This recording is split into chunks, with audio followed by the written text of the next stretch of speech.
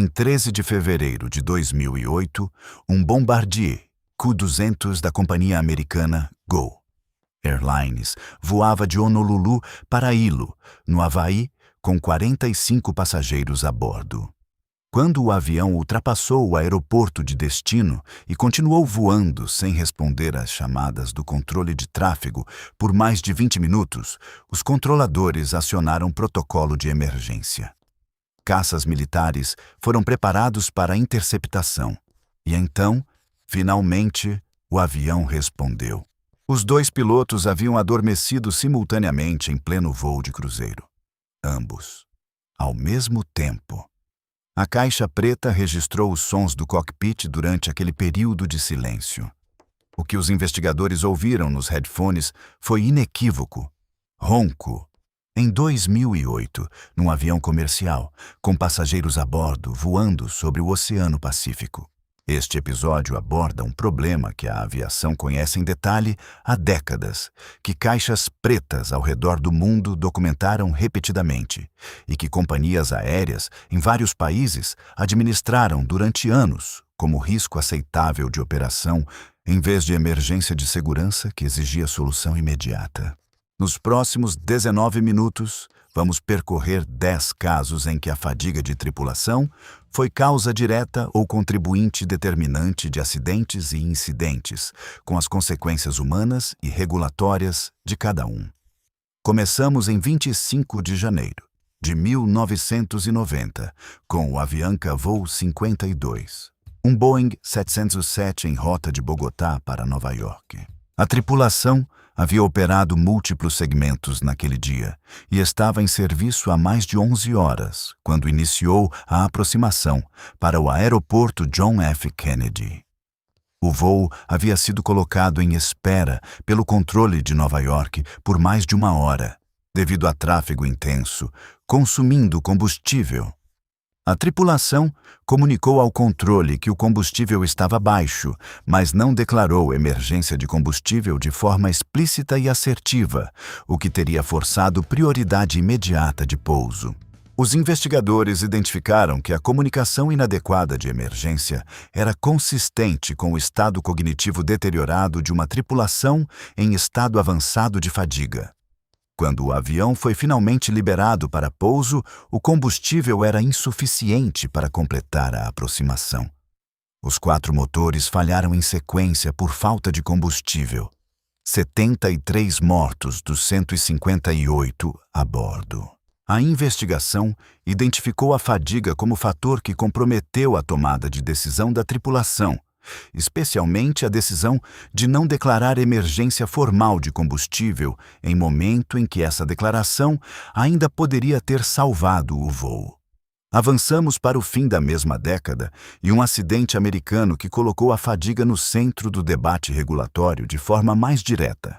Em 1º de junho de 1999, o American Airlines Voo 1420, um McDonnell Douglas MD-82, realiza a aproximação para Little Rock, no Arkansas, durante uma tempestade severa com raios e ventos cortantes.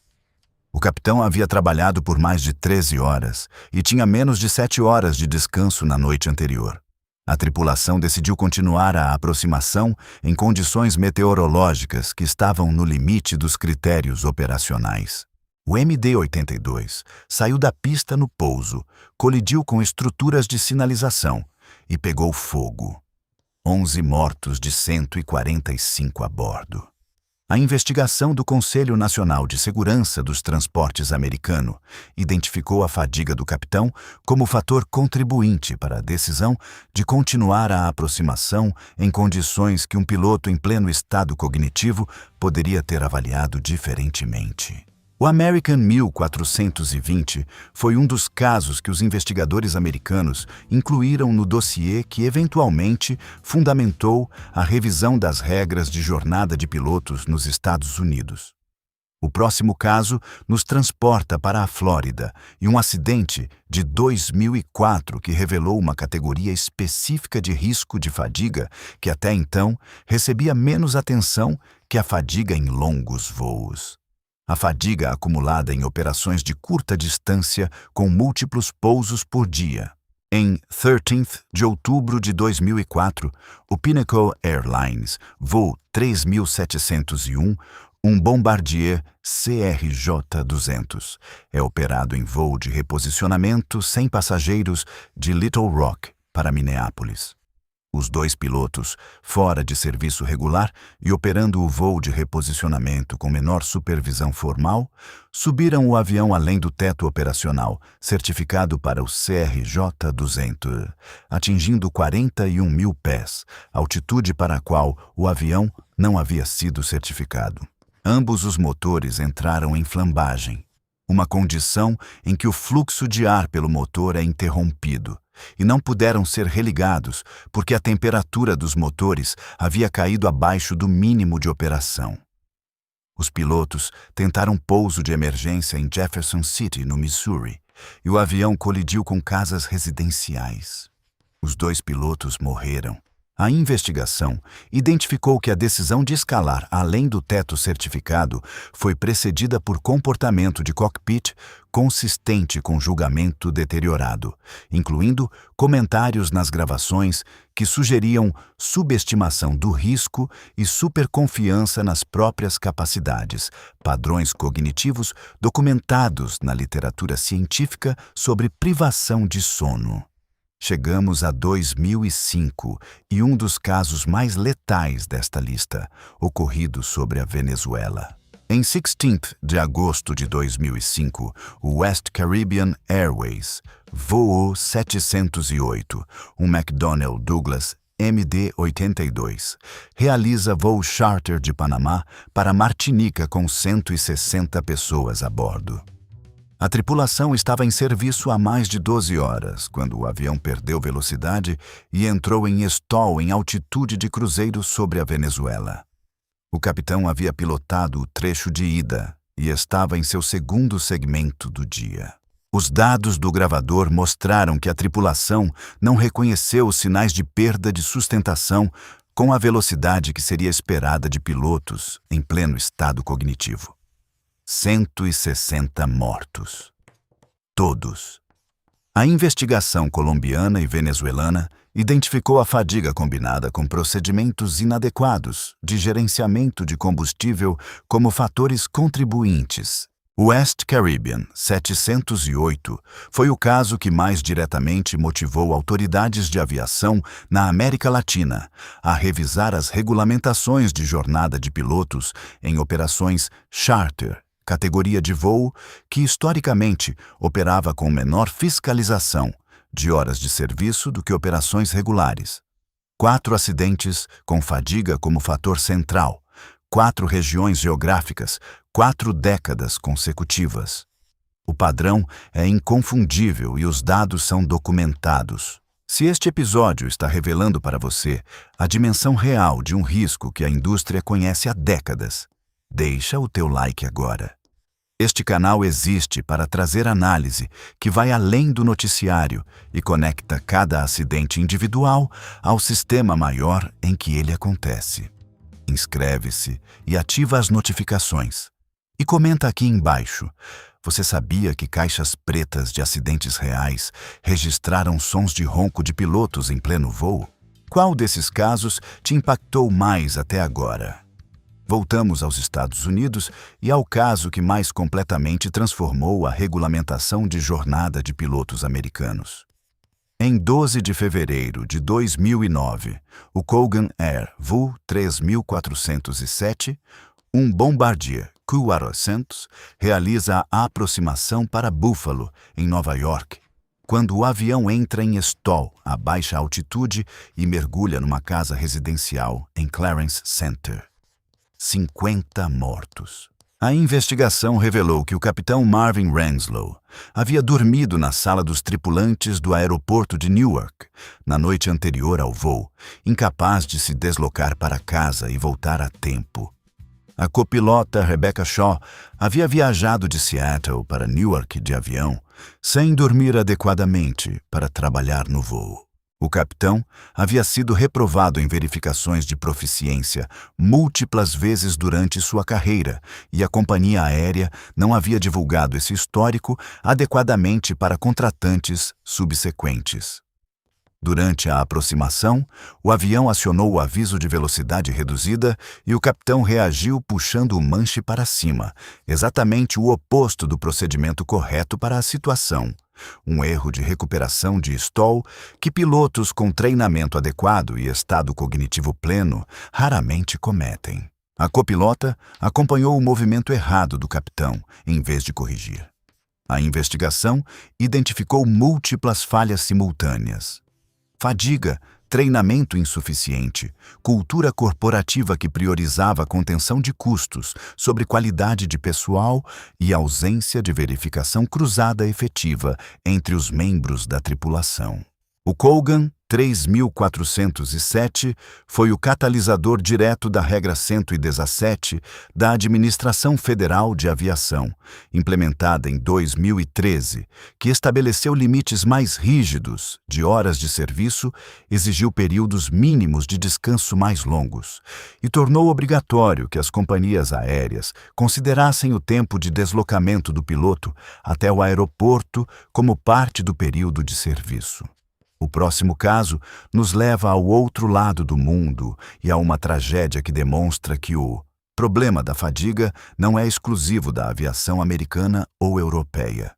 Em 22 de maio de 2010, o Air India Express, voo 812, um Boeing 737-800, realiza a aproximação para o aeroporto de Mangalore, na Índia, quando sai da pista de pouso que está localizada sobre uma mesa de planalto, ou seja, com declives abruptos em ambas as extremidades.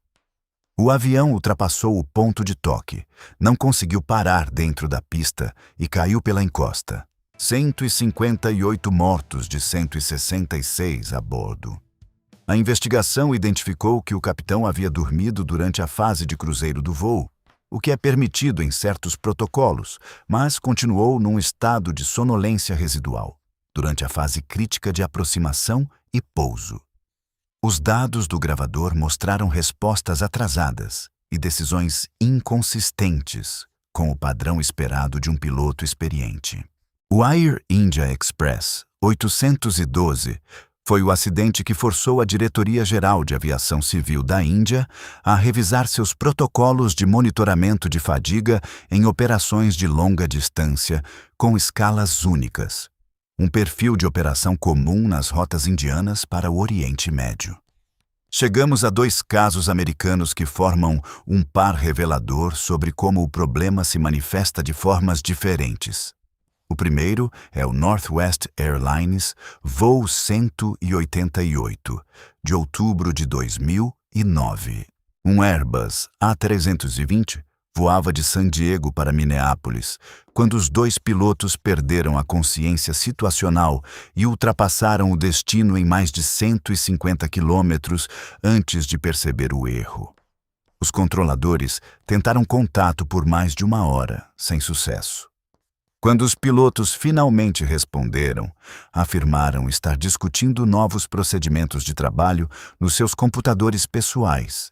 A investigação não confirmou que estavam dormindo, mas a comunidade de segurança aérea debateu extensamente se a distração profunda observada era consistente com o estado de sonolência não reconhecida pelo próprio piloto, um fenômeno documentado na literatura científica sobre privação crônica de sono em que o indivíduo não percebe que está em estado deteriorado. O segundo caso é o Go Airlines, já mencionado na abertura, que em 2008 produziu o registro mais literal e incontestável de fadiga em voo. A gravação de ronco de 2 pilotos simultaneamente adormecidos sobre o oceano. Nos 2 casos, o desfecho foi a ausência de vítimas por circunstâncias que os investigadores descreveram como afortunadas, não como resultado de qualquer mecanismo de segurança que tenha funcionado. Encerramos com o caso que mais claramente demonstra o que acontece quando a cultura institucional de uma companhia aérea normaliza a fadiga como condição operacional padrão. Em 2009, o mesmo ano do Colgan e do Northwest, audiências no Congresso americano revelaram que pilotos de companhias aéreas regionais americanas ganhavam salários tão baixos que precisavam trabalhar em empregos secundários para complementar a renda, dormiam em salas de tripulantes de aeroportos por não terem condições de se hospedar em hotéis durante escalas e aceitavam jornadas que excediam os limites regulatórios por medo de perder o emprego. O copilota do voo da Colgan havia ganhado menos de $18 mil no ano anterior ao acidente. A audiência do Congresso transformou o debate sobre fadiga de pilotos de questão técnica de aviação em questão de política pública e de condições de trabalho. O resultado foi a exigência de que pilotos de aeronaves comerciais americanas tivessem 1.500 horas de tempo de voo antes de atuar como copilotos em companhias regionais. Um aumento em relação às 250 horas anteriormente exigidas e as novas regras de jornada da regra 117 que entraram em vigor em 2013. O Brasil atualizou normas similares de limitação de jornada em 2015, após pressão do Centro de Investigação e Prevenção de Acidentes Aeronáuticos, que havia identificado padrões de fadiga documentados em incidentes nacionais. Ao contemplar esses 10 casos como uma trajetória histórica de 20 anos, o que emerge não é a imagem de pilotos irresponsáveis que escolheram dormir em trabalho. É a imagem de um sistema que colocou sistematicamente seres humanos em condições fisiológicas e incompatíveis com a execução de tarefas de alta precisão e que tratou as consequências previsíveis dessas condições como risco aceitável por décadas antes de ser forçado a agir por pressão de acidentes letais e escrutínio legislativo. A ciência do sono é inequívoca. Após 18 horas sem dormir, o desempenho cognitivo humano equivale ao de uma pessoa com nível de álcool no sangue de 0,5%, acima do limite legal para dirigir na maioria dos países. Após 24 horas, o equivalente é de 1%. Pilotos que trabalham turnos noturnos cruzam múltiplos fusos horários e dormem em salas de espera de aeroportos não são anomalias raras. São a norma operacional em boa parte da aviação regional e charter de baixo custo.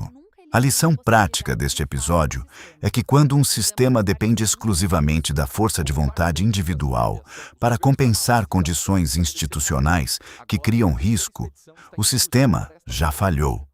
A solução não é pedir mais esforço das pessoas. É redesenhar as condições para que o esforço extraordinário não seja o único mecanismo de defesa disponível. Compartilha este episódio agora com alguém que trabalha em turnos noturnos, em escala irregular, ou em qualquer área onde a cultura de trabalho trata a privação de sono como sinal de dedicação. A história da fadiga na aviação tem lições diretas para a medicina, transporte rodoviário, logística e qualquer setor onde decisões de alta consequência são tomadas por pessoas em estado fisiológico comprometido. Se ainda não está inscrito neste canal, faz isso agora. No próximo episódio, vamos entrar no território mais tenso desta série. Os aviões que foram derrubados deliberadamente por forças militares ou grupos armados, os casos onde a aviação civil se tornou peão em conflitos que nunca deveriam ter chegado ao espaço aéreo civil. Até lá. O maior risco num cockpit às 3 da manhã não é a tempestade lá fora. É o piloto que não sabe que já não está completamente acordado.